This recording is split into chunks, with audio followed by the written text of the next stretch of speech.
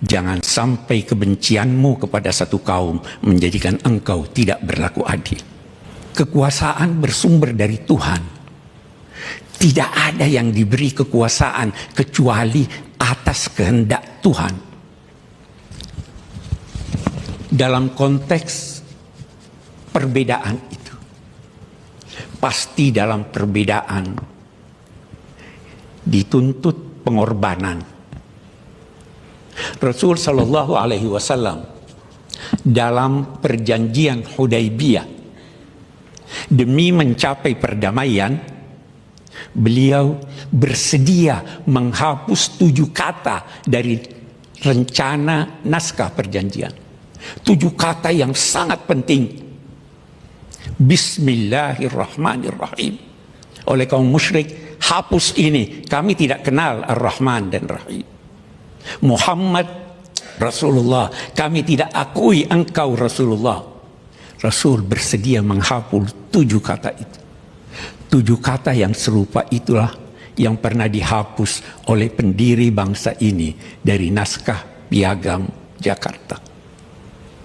Melaksanakan syariat Islam bagi pemeluk-pemeluknya. Kita hapus demi perdamaian. Kita hapus demi persatuan. Itulah tuntunan Al-Quran yang diajarkan kepada kita.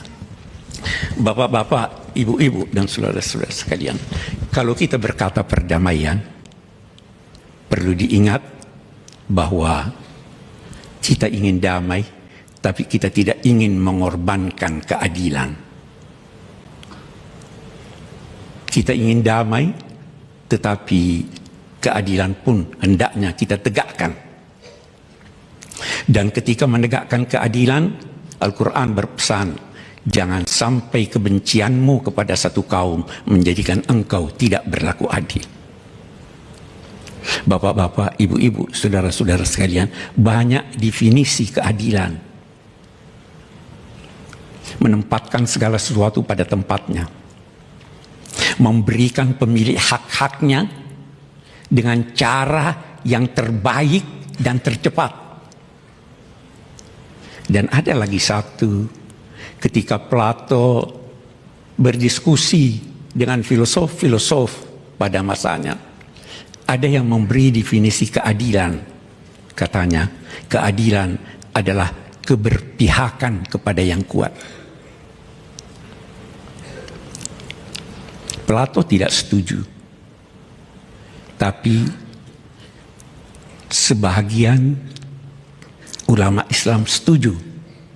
Hanya bapak-bapak, ibu-ibu sekalian, persetujuannya dikaitkan dengan sambutan Sayyidina Abu Bakar waktu pelantikan beliau sebagai pemimpin umat Islam. Sambutannya berkata demikian. Singkatnya, saya bukan orang yang terbaik di antara kamu. Kalau saya benar, bantu saya. Kalau saya keliru, luruskan saya. Baru dia katakan, yang kuat di antara kamu lemah di sisiku, sampai aku mencabut hak orang lain yang diambilnya. Yang lemah kuat di sisiku, sampai aku mengembalikan haknya kepadanya yang diambil oleh yang kamu namai kuat. Bapak Presiden, kalau ini kita terapkan, keadilan dan kedamaian akan tercapai.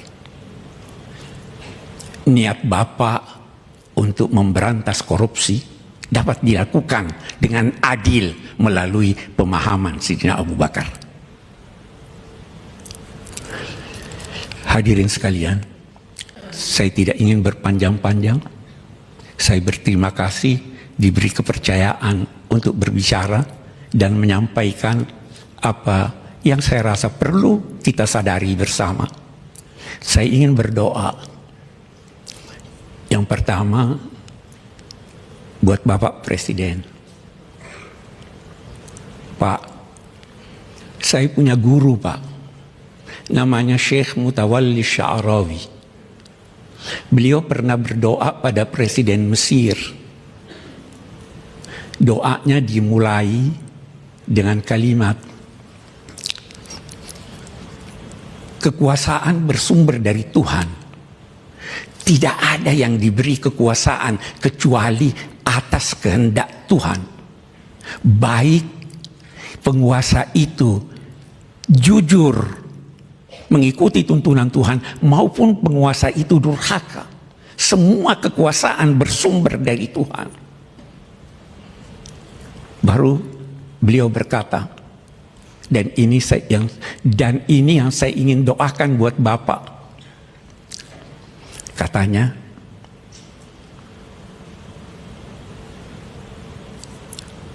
saya tidak tahu, boleh jadi kita tidak akan bertemu lagi. Saya hanya bisa berdoa,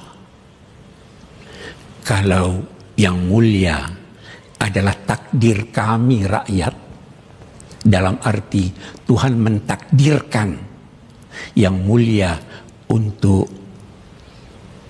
melakukan kegiatan yang mensejahterakan rakyat, maka kami berdoa semoga kami dapat membantu Bapak. Tapi kalau Bapak, kalau yang mulia katanya adalah menjabat jabatan ini karena takdir yang mulia untuk membantu menegakkan keadilan dan perdamaian, maka kami akan berdoa semoga yang mulia dibantu Tuhan dan kami akan ikut membantu. Itu doa kami kepada Bapak.